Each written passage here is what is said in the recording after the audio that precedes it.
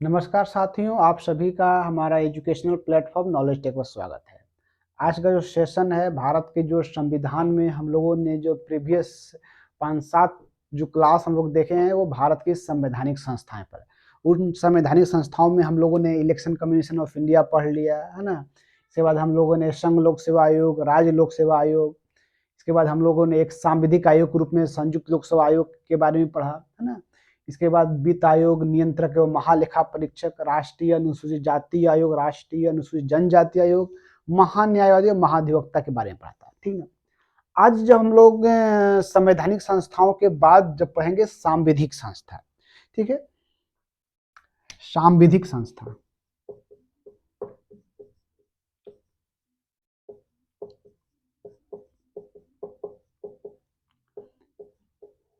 सांविधिक संस्था के बारे में हमने पहले ही बताया है कि वैसे संस्था, वैसे संगठन जिनका उल्लेख भारत के संविधान में नहीं हो, बल्कि इन संस्था का गठन जो किया गया है वो भारत की जो संसद है वो विधि बनाकर की है। संवैधानिक संस्था था जिनका उल्लेख भारत के संविधान में हो, संवैधानिक, लेकिन सांविधिक था कि इनका उल्लेख भारत के संविधान में नहीं है, परंतु भारत की जो पार्लियामेंट है, संसद है, विधि बनाकर, कानून बनाकर इन संस्थाओं का गठन की है। अर्थात इसमें क्या था, किसका संविधान में उल्लेख नहीं है ना, संविधान में उल्लेख नहीं, ठीक है ना, संविधान में उल्लेख नहीं है, तो इनका जो गठन क्या है, संसद विधि निर्माण कर, ठीक है ना। तो सांविधिक संस्था का जो गठन संसद करती है वो लॉ क्रिएट कर, विधि का निर्माण करके इन संस्थाओं का गठन किया जाता है, ठीक है। इन संस्थाओं में बहुत सारी संस्था है, जिसमें सांविधिक संस्था में जो संस्था है उसमें सबसे पहला है राष्ट्रीय मानवाधिकार आयोग, है ना। इसी प्रकार राज्य मानवाधिकार आयोग, केंद्रीय सतर्कता आयोग, राज्य सतर्कता आयोग, केंद्रीय सूचना आयोग,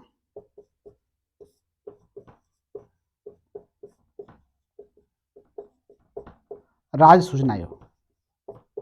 इस प्रकार ये सारे संगठन हैं। आज हम लोगों जिस टॉपिक पर चर्चा करेंगे वो है राष्ट्रीय मानवाधिकार, ठीक है। देखिए,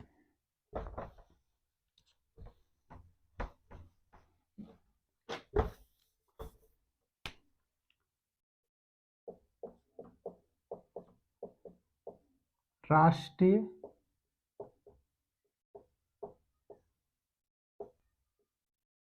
मानवाधिकार आयोग, ठीक है, राष्ट्रीय मानवाधिकार आयोग।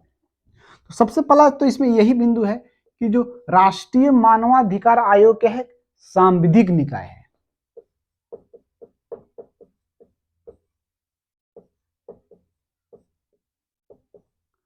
कैसा निकाय है, सांविधिक निकाय है। क्यों? क्योंकि इसका उल्लेख भारत के संविधान में तो नहीं है, लेकिन भारत की जो पार्लियामेंट है कानून बनाकर इस संगठन का निर्माण किए। तो राष्ट्रीय मानवाधिकार आयोग सांविधिक निकाय है। क्यों है? क्योंकि इसका गठन जो है, इसका जो गठन है वो मानवाधिकार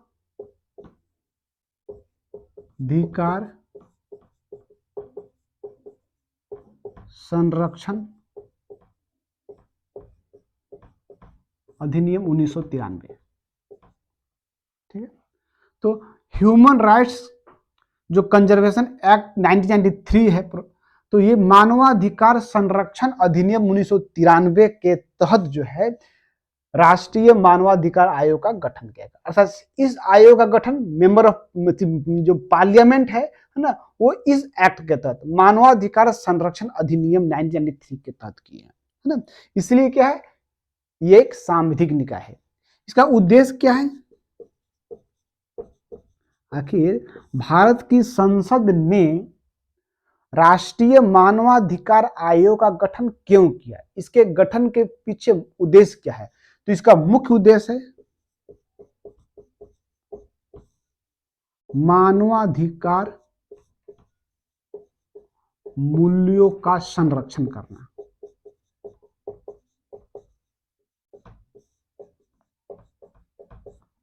ठीक ना, जो भी ह्यूमन राइट्स वैल्यू है, मानवाधिकार जो मूल्य है, उसका संरक्षण करना इसका मुख्य उद्देश्य है ना। इसी उद्देश्य के लिए राष्ट्रीय मानवाधिकार आयोग का गठन किया गया है। ठीक है, जिस प्रकार हम लोगों ने वित्त आयोग पढ़ा, संघ लोक सेवा आयोग पढ़ा, ये सारे, ठीक उसी प्रकार जो राष्ट्रीय मानवाधिकार आयोग भी एक सदस्यीय निकाय नहीं है, बल्कि एक बहुसदस्यीय निकाय है।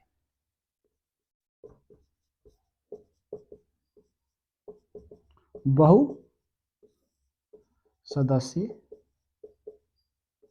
निकाय, ठीक है, जिसमें एक अध्यक्ष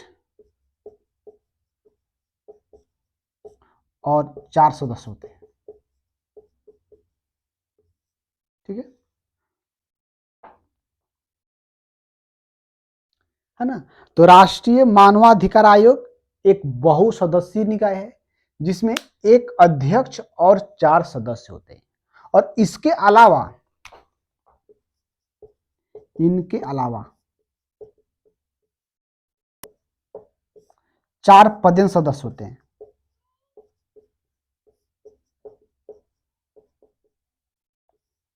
ठीक है, पदेन सदस्य का मतलब होता है कि जो भी व्यक्ति उस पोस्ट पर बैठेंगे वो व्यक्ति इस आयोग के मेंबर स्वतः हो जाएंगे, है ना। तो बोला जाए कि राष्ट्रीय मानवाधिकार आयोग के कितने सदस्य थे, 5 सदस्य ही है।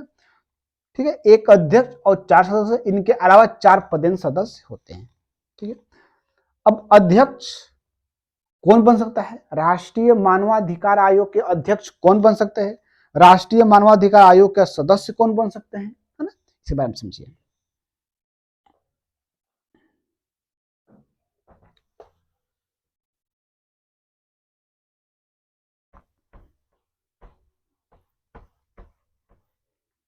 देखिए,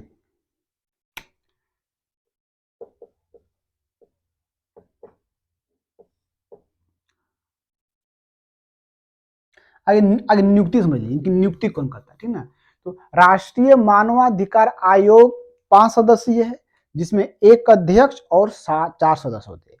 इनकी जो नियुक्ति करेगा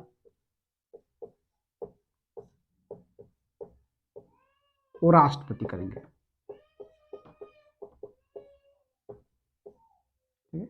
देखिए, राष्ट्रीय मानवाधिकार आयोग के अध्यक्ष और सदस्यों की नियुक्ति राष्ट्रपति द्वारा किया जाएगा।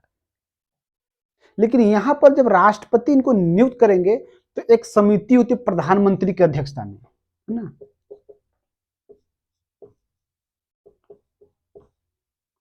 प्रधानमंत्री की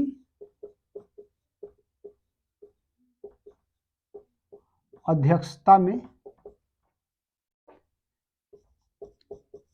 एक समिति होती है, एक समिति की अनुशंसा पर।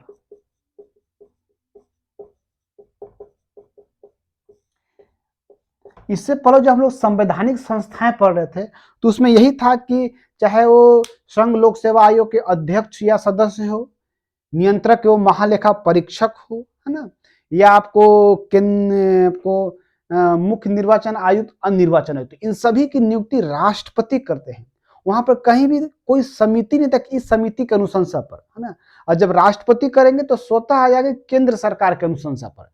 लेकिन यहाँ पर बोला गया है कि राष्ट्रीय मानवाधिकार आयोग के अध्यक्ष और सदस्य की नियुक्ति तो राष्ट्रपति करेंगे, लेकिन जब राष्ट्रपति नियुक्त करेंगे तो एक प्रधानमंत्री की अध्यक्षता में एक समिति होगी और उसी समिति की अनुशंसा पर, है ना, तो प्रधानमंत्री की अध्यक्षता में एक समिति होगी और उसी समिति की अनुशंसा पर राष्ट्रपति राष्ट्रीय मानवाधिकार आयोग के अध्यक्ष और सदस्य को नियुक्त करेंगे।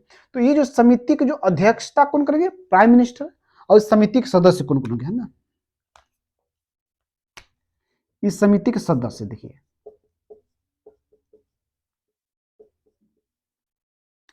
तो 6 सदस्यीय समिति होती है ना। एक प्राइम मिनिस्टर को छोड़कर, प्राइम मिनिस्टर तो इसके अध्यक्षता करे, प्राइम मिनिस्टर के अलावा 6 सदस्य होते हैं। तो पहला सदस्य होता है लोकसभा अध्यक्ष,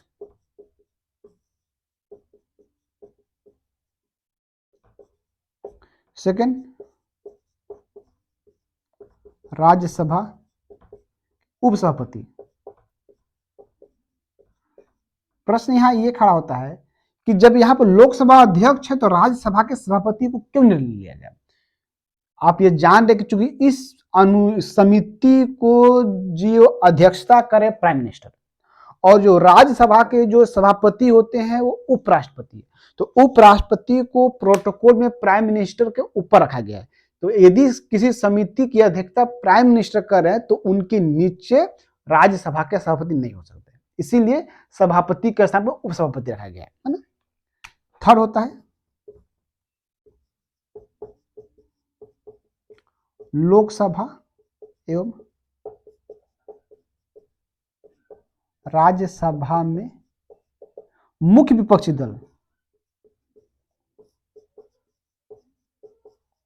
मुख्य विपक्षी दल का नेता। यहां यह नहीं कहा गया है कि लोकसभा का विपक्ष नेता या राज्यसभा का विपक्ष नेता कहा जाए। कभी कभी ऐसा भी स्थिति आता है कि किसी भी पार्टी के नेता को विपक्ष का दर्जा नहीं मिल पाता है क्योंकि उसका एक क्राइटेरिया है। यदि कोई राजनीतिक दल उस क्राइटेरिया को फुलफिल नहीं करता है तो उसके विपक्ष नेता का दर्जा नहीं मिलता है। ऐसी स्थिति में यहाँ पर गड़बड़ जाएगा। इसलिए कहा गया है कि लोकसभा में जो भी मुख्य विपक्षी दल हो उस विपक्षी दल का नेता जो इसके सदस्य होंगे ना, तो लोकसभा एवं राज्यसभा में मुख्य विपक्षी दल का नेता होंगे। ठीक है, नेता, है ना।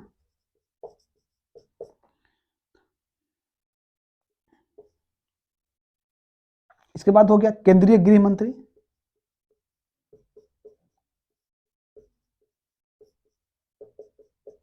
एक, दो और दो, चार, एक, पांच हो गया, छठा बोलते हैं हमको सुप्रीम कोर्ट के मुख्य न्यायाधीश की सलाह पर, सुप्रीम कोर्ट के मुख्य न्यायाधीश के सलाह पर कोई अन्य न्यायाधीश सलाह पर सुप्रीम कोर्ट का कोई अन्य न्यायाधीश, अन्य न्यायाधीश या हाई कोर्ट का मुख्य न्यायाधीश।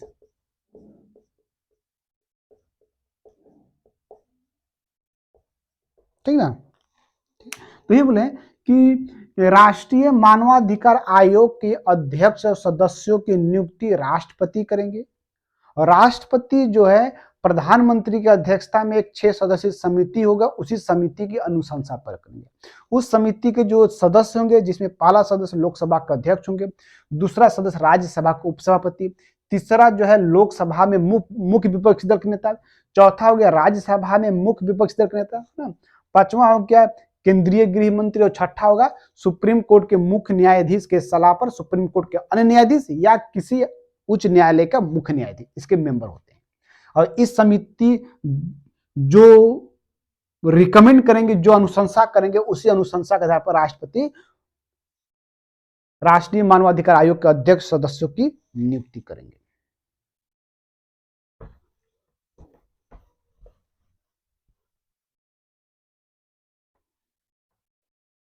अब देखिएगा क्या था, राष्ट्रीय मानवाधिकार आयोग बहुसदस्यीय निकाय था जिसमें एक का अध्यक्ष और 4 सदस्य थे। तो जो अध्यक्ष होंगे कौन होंगे? उसका भी बनाया गया एक क्राइटेरिया कि राष्ट्रपति किस व्यक्ति को राष्ट्रीय मानवाधिकार आयोग का अध्यक्ष नियुक्त कर सकता है। तो बोला कि अध्यक्ष क्या होता है, सुप्रीम कोर्ट का सेवानिवृत्त मुख्य न्यायाधीश।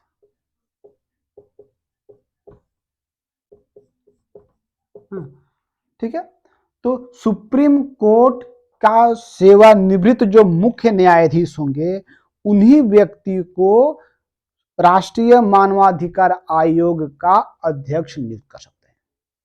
अर्थात जो सेवानिवृत्त मुख्य न्यायाधीश के अलावा किसी को अध्यक्ष नहीं बना सकता है ना? तो सुप्रीम कोर्ट का सेवानिवृत्त मुख्य न्यायाधीश को ही राष्ट्रीय मानवाधिकार आयोग का अध्यक्ष बना सकता है। सदस्य के लिए बोलेगा क्योंकि 4 सदस्य होते हैं, तो एक सदस्य जो पहला सदस्य होगा,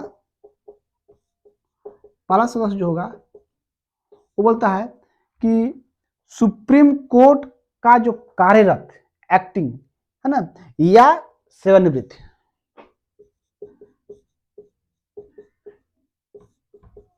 सुप्रीम कोर्ट का कार्यरत या सेवानिवृत्त न्यायाधीश, या तो न्यायाधीश कार्यरत हो या सेवानिवृत्त हो, ये पहला सदस्य हो गया। दूसरा सदस्य, क्योंकि 4 सदस्य होते हैं, दूसरा सदस्य बोलते हैं, दूसरा सदस्य के लिए बोला जाता है कि कोई भी है, क्योंकि भारत में लगभग 25 ऊपर उच्च न्यायालय है, तो किसी भी राज्य का जो उच्च न्यायालय है, तो किसी भी उच्च न्यायालय के मुख्य न्यायाधीश, किसी उच्च न्यायालय का कार्यरत या सेवानिवृत्त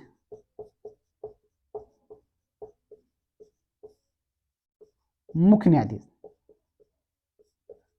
चाहे वो सेवानिवृत्त हो चुके हैं या कार्यरत हो, मुख्य न्यायाधीश होना चाहिए हाई कोर्ट के संदर्भ में। और तीसरा चौथा व्यक्ति बोलता है, तीसरा एवं चौथा सदस्य जो होगा वो बोलते हैं कि वो मानवाधिकार से संबंधित मामलों अनुभवी हो।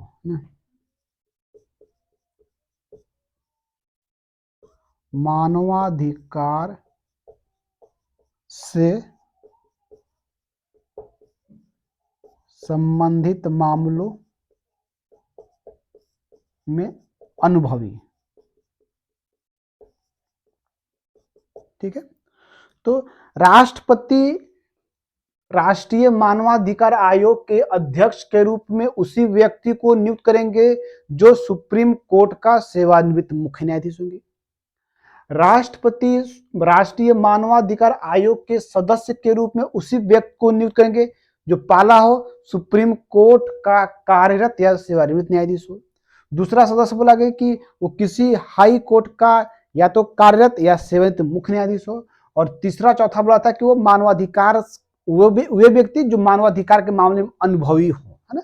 तो इन्हीं व्यक्तियों को राष्ट्रीय मानवाधिकार आयोग का अध्यक्ष सदस्य नियुक्त कर सकते हैं। नियुक्त राष्ट्रपति करेंगे, किसकी? प्रधानमंत्री की अध्यक्षता में से 6 सदस्यीय समिति होगी, उसी की अनुशंसा करेंगे। समिति में कौन कौन हम लोग होंगे बता दिए कि लोकसभा के अध्यक्ष होंगे, राज्यसभा के उपसभापति होंगे, लोकसभा में मुख्य विपक्षी दल के नेता, राज्यसभा में मुख्य विपक्षी दल के नेता, केंद्रीय गृह मंत्री और सुप्रीम कोर्ट के मुख्य न्यायाधीश की सलाह पर सुप्रीम कोर्ट का कोई अन्य न्यायाधीश या किसी उच्च न्यायालय का मुख्य न्यायाधीश इस समिति के सदस्य होंगे।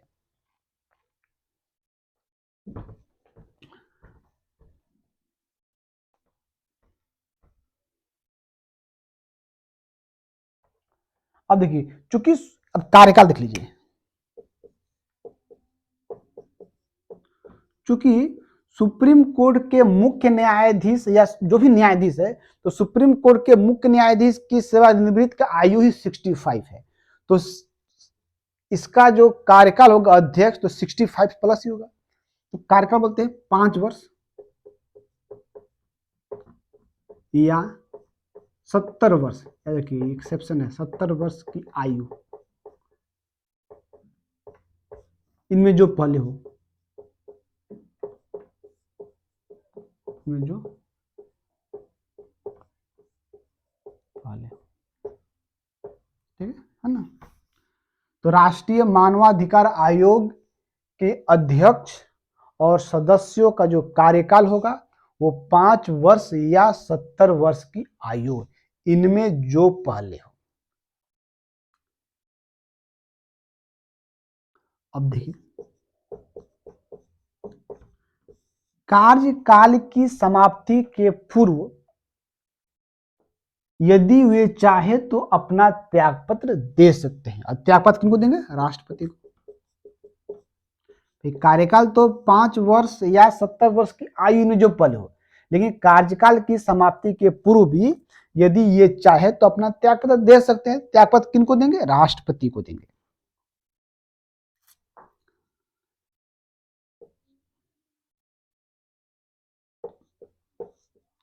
एक बिंदु ये बताया गया है कि कार्यकाल की यदि वो अपना कार्यकाल समाप्त कर लेते हैं तो कार्यकाल की समाप्ति के पश्चात ना, कार्यकाल की समाप्ति के पश्चात जो है वो भारत सरकार या राज्य सरकार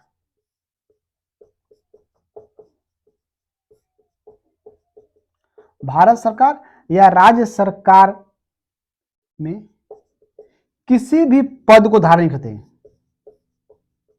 किसी भी पद को धारण नहीं कर सकते हैं। ठीक है, तो कार्यकाल हुआ 5 वर्ष अथवा 70 वर्ष की आयु, इनमें जो ही पहले हो।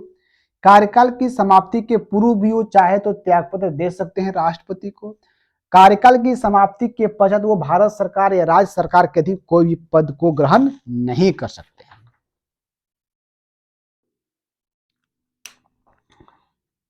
ठीक है,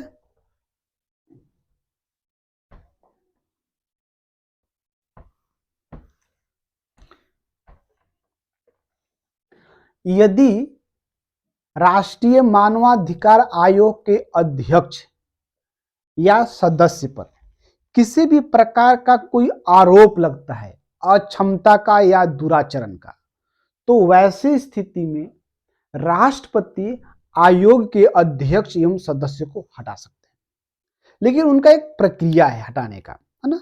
यदि ठीक है अध्यक्ष या सदस्य पर अक्षमता, असक्षमता या दुराचरण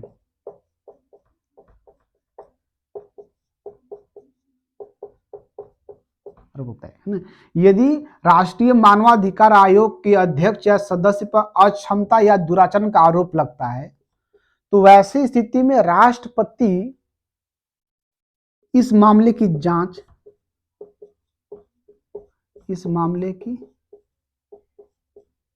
सुप्रीम कोर्ट, इस मामले की जांच सुप्रीम कोर्ट से राष्ट्रपति करवाते हैं। और राष्ट्रपति को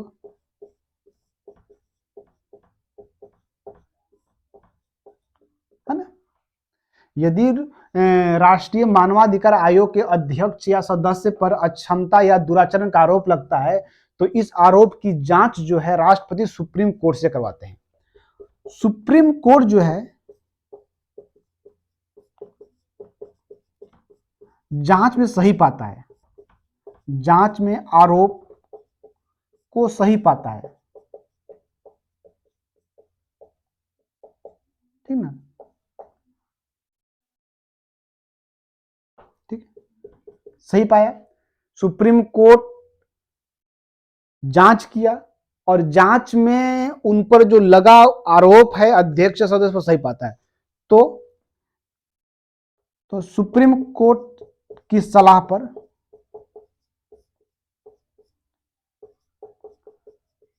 राष्ट्रपति इन्हें मतलब अध्यक्ष या सदस्य जिस पर आरोप लगता है सुप्रीम कोर्ट की सलाह पर राष्ट्रपति ने पद से हटा सकते हैं, पद से हटा सकते हैं। ठीक है, अर्थात राष्ट्रीय मानवाधिकार आयोग की अध्यक्ष या सदस्य को कार्यकाल की समाप्ति के पूर्व या तो स्वतः त्यागपत्र दे देते हैं, लेकिन यदि कार्यकाल की समाप्ति के पूर्व उन पर कोई आरोप लगता है अक्षमता का या दुराचरण का, तो उस स्थिति में भी राष्ट्रपति इनको पद से हटा सकते हैं। लेकिन उनकी प्रक्रिया क्या है कि राष्ट्रपति ऐसे मामलों की जांच सुप्रीम कोर्ट से करवाएंगे, सुप्रीम कोर्ट आरोप की जांच करेगा, जांच में यदि आरोप सही साबित होता है तो सुप्रीम कोर्ट जो राष्ट्रपति को अनुशंसा करेंगे और उस अनुशंसा को स्वीकार करते हुए राष्ट्रपति जिन व्यक्ति पर आरोप लगा है उसको पद से पदच्युत कर सकते हैं। ठीक है,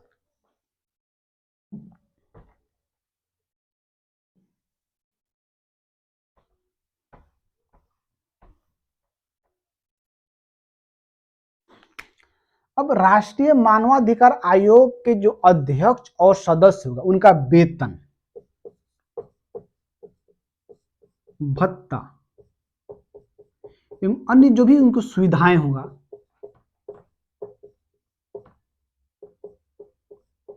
इसका निर्धारण जो है केंद्र सरकार द्वारा कहते हैं,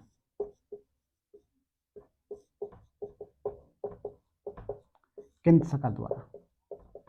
ठीक है, राष्ट्रीय मानवाधिकार आयोग के अध्यक्ष सदस्यों का वेतन, भत्ता एवं अन्य सुविधाएं का निर्धारण केंद्र सरकार द्वारा करती है। लेकिन इसमें ये भी कहा गया है कि कार्यकाल के दौरान, चूंकि राष्ट्रीय मानवाधिकार आयोग स्वतंत्र एवं निष्पक्ष ढंग से काम कर सके, इसके लिए यह कहा गया है कि कार्यकाल के दौरान जो है, कार्यकाल के दौरान इनके जो वेतन भत्ता इत्यादि में, वेतन भत्ता इत्यादि में अलाभकारी परिवर्तन, अलाभकारी परिवर्तन नहीं किया जा सकता है, नहीं किया जा। ठीक है ना, तो इनकी वेतन भत्ता और अन्य सुविधाएं का निर्धारण केंद्र सरकार करेगी।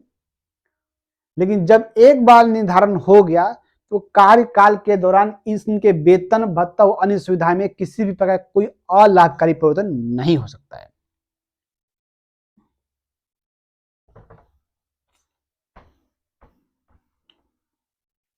अब इनका कार्य क्या है,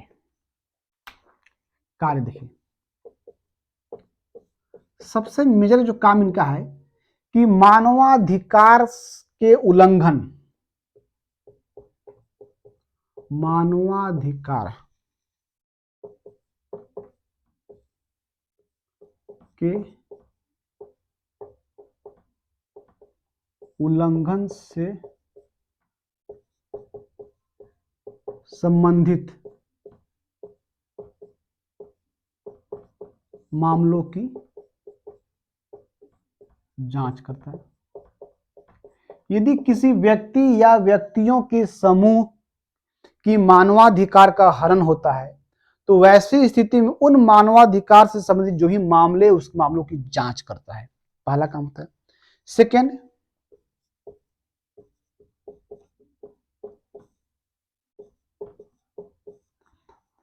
मानवाधिकार संरक्षण हेतु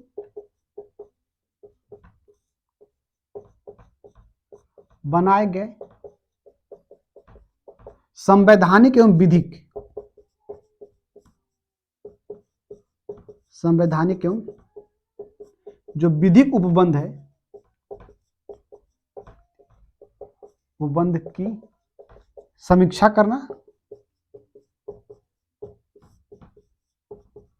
समीक्षा करना एवं इसे प्रभावी बनाने हेतु शोधन।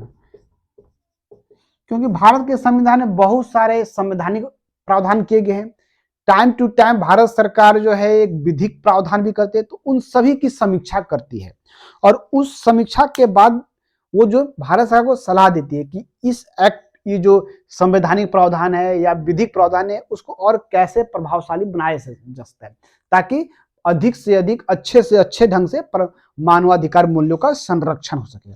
तीसरा चीज बोलता है कि लोगों में मानवाधिकार मूल्यों के प्रति जागरूकता,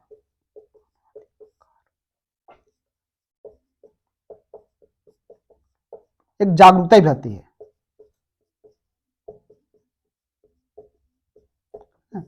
कि लोगों में एक जागरूकता फैलाती है, जन जागरूक अभियान चलाती है कि कैसे लोग अपने मानवाधिकार मूल्यों के प्रति सचेत रहे, है ना, जागरूक हो, है ना। चौथा इसमें करती है बहुत सारा कि भारत में बहुत से ऐसे संस्थाएं हैं जो मानवाधिकार के क्षेत्र में काम करी, उन संस्थाओं को मोटिवेट करने का काम करती है और जो भी उनको सलाह देना है, अनुशंसा है देने का काम ये राष्ट्रीय मानवाधिकार आयोग करती है। ठीक है, तो मेन काम समझ गए कि मानवाधिकार से संबंधित जहां भी यदि किसी व्यक्ति की मानवाधिकार मूल्यों का हनन हो रहा है या व्यक्तियों की समूह का मानवाधिकार मूल्यों का हनन हो रहा है तो उन जगहों पर राष्ट्रीय मानवाधिकार आयोग जाएगा और जांच करेगा। राष्ट्रीय मानवाधिकार आयोग का खुद का एक जांच दल है ना। यदि हाल ही में देखें कि बिहार में शराब से लगभग 100 से अधिक लोगों की डेथ हो गई तो वहां पर राष्ट्रीय मानवाधिकार आयोग की एक टीम गई और जांच की कि इस क्षेत्र में क्या मानव की लोगों की मानवाधिकार मूल्यों का हनन हुआ है। तो जहां कहीं भी स्वतः या किसी के एप्लीकेशन पर लगता है तो राष्ट्रीय मानवाधिकार आयोग की टीम जाती है, वहां पर जांच करती है। लेकिन जो ये आयोग है इसकी जो प्रकृति होती है वो सलाहकारी होती है।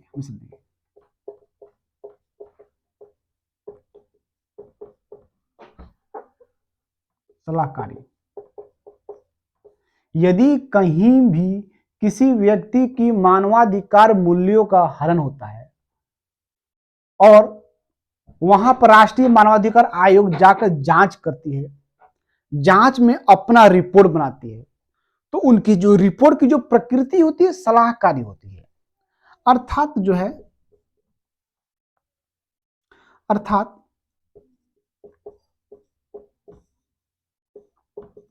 मानवाधिकार उल्लंघन के दोषी व्यक्ति यदि वो राष्ट्रीय मानवाधिकार आयोग की टीम जांच में किसी व्यक्ति को दोषी पाता है तो उस दोषी व्यक्ति को दंड देने का अधिकार राष्ट्रीय मानवाधिकार के पास नहीं है ना। तो मानवाधिकार उल्लंघन के दोषी व्यक्ति को दंड देने का अधिकार नहीं है, दंड देने का अधिकार नहीं है, ठीक ना, है ना। तो इसीलिए कहा गया कि राष्ट्रीय मानवाधिकार आयोग की प्रकृति क्या है, सलाहकारी है, जो सिर्फ सलाह दे सकती है। यदि वो जांच में यह पाता भी है कि अमुक व्यक्ति मानवाधिकार मामले का दोषी है तो उस दोषी व्यक्ति को वो दंड नहीं दे सकता है। और दूसरा चीज ये भी बताया गया कि जो पीड़ित व्यक्ति है, मानवाधिकार मूल्यों के प्रति जो पीड़ित व्यक्ति है तो पीड़ित व्यक्ति को आर्थिक सहायता भी नहीं दे सकता, आर्थिक सहायता भी नहीं दे सकता। है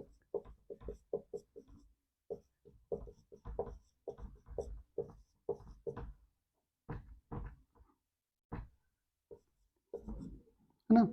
अर्थात कहीं भी मामला आता है तो राष्ट्रीय मानवाधिकार आयोग की टीम जाएगी, जांच करेगी, जांच में यदि वो किसी व्यक्ति को दोषी पाता है और पीड़ित व्यक्ति की पहचान होती है तो वो न तो पीड़ित व्यक्ति को किसी भी प्रकार की आर्थिक सहायता दे सकता है और न ही जो दोषी व्यक्ति उसको दंड दे सकता है, क्योंकि दंड देने का जो काम न्यायालय को है, सुप्रीम कोर्ट, हाई कोर्ट या और भी लोअर न्यायालय है उनको है ना। इसकी प्रकृति सिर्फ सलाहकारी होती है। ये अपना जो रिपोर्ट है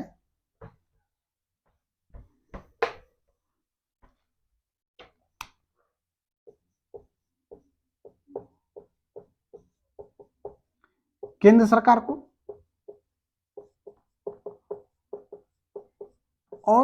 जिस क्षेत्र, यदि हाल में राष्ट्रीय मानवाधिकार आयोग की टीम आई जांच करने, बिहार में जांच की, तो रिपोर्ट केंद्र को भी देगा और संबंधित राज्य सरकार को देगा। केंद्र सरकार एवं संबंधित राज्य सरकार को, ठीक है। तो राष्ट्रीय मानवाधिकार आयोग अपना रिपोर्ट केंद्र को सरकार को के साथ साथ संबंधित राज्य सरकार को देगा।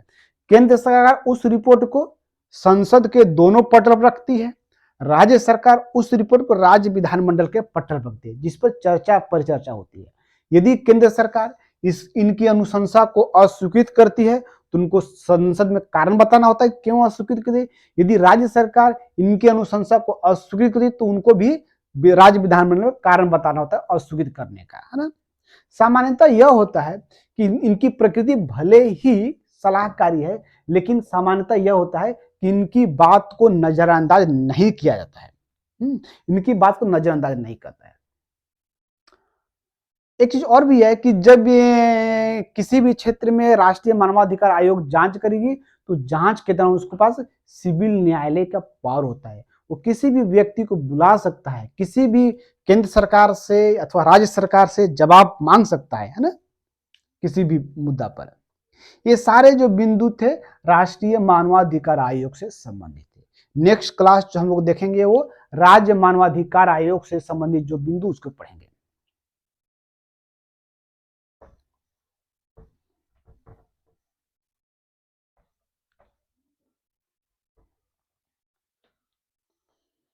इस प्रकार धीरे धीरे हम लोग राष्ट्रीय मानवाधिकार आयोग, राज्य मानवाधिकार आयोग, केंद्रीय सूचना आयोग, राज्य सूचना आयोग, है ना। इसके बाद हम लोग केंद्रीय सतर्कता और राज्य सतर्कता पढ़कर हम लोग एक सांविधिक संस्था का जो भी था वो पढ़ लेंगे, है ना। इसके बाद हम लोग एक संविधानेतर संस्था आएगा जो कि न तो संवैधानिक है न ही सांविधिक है, बल्कि उनका गठन कार्यपालिका के कार्यकारी आदेश हुआ, जिसमें वो नीति आयोग पढ़ते हैं, राष्ट्रीय विकास परिषद पढ़े। इन सारी चीजों को धीरे धीरे पढ़ेंगे।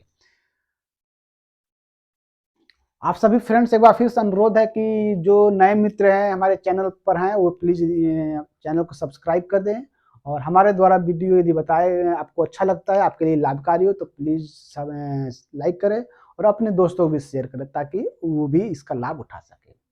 धन्यवाद।